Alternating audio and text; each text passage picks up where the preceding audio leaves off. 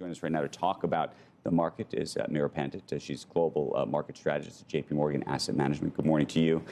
We've all been trying to make sense of all of this. I think that the hot CPI number has spooked a lot of folks, and maybe has a sense that it spooked Jay Powell, or should have Jay Powell and everybody not been spooked because maybe we knew this already? It sounds like Jamie Dimon knew this already.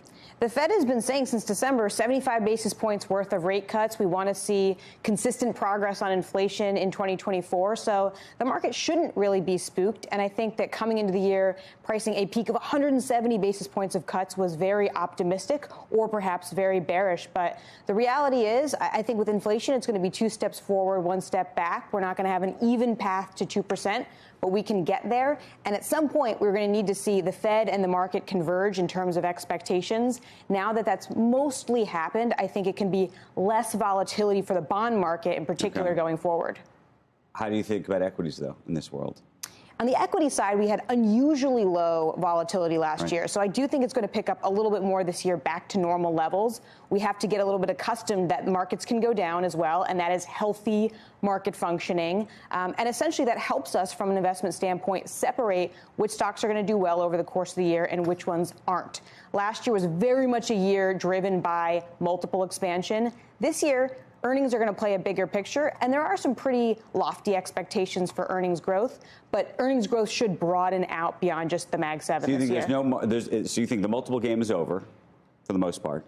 Well, look, you never want to bet against multiples because we can see that overvalued stocks can stay overvalued, and people can continue to get enthusiastic about the markets with these types of profits and this type of economic growth. But at the same time, we should really be focused on earnings. So what do you like and what do you hate right now? So I would say from a market perspective, if we think about earnings this year and what can do well, last year you had all of the profit growth come from the Magnificent Seven, up about 30% in terms of profits, while the rest of the index contracted. This year, you're going to get about 40% of your growth from the Mag 7 and 60% from everything else. So I think it's digging into the everything else to think about where some of those profits are going to come from. I think quality is still going to be important in this environment, but certainly broadening out of the rally is not simply reversion to the mean, but very much a profit So let's story. talk about that 60%. What do you like in the 60%? So I think typically what we see in this environment where yields are around 3 to 4%, right now they're a little above that, you tend to see value and growth pretty competitive in a benign economic environment. We've been a little bit in an environment where below 3% rates has helped growth outperform, so we have a bit of recency bias. Doesn't mean you have to be equal between value and growth, but try to get to a little bit more of a neutral position given that we had a lot of drift last year.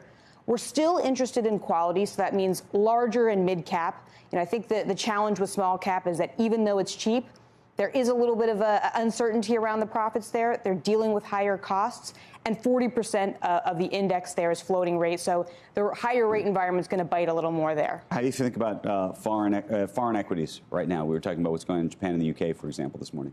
We've certainly shifted from a regional perspective. Areas like China are going to continue to be challenged from a property sector perspective. Europe's still looking a little bit slower growth. I think there's room to run on Japan with the corporate reforms. And areas like India that, although they do look expensive, are producing that growth, favorable demographics. So I think it's tweaking within there, but really being narrow in terms of some of the themes that can do well, whether it's tech or biotech, luxury goods. Okay, final question. What would you run from?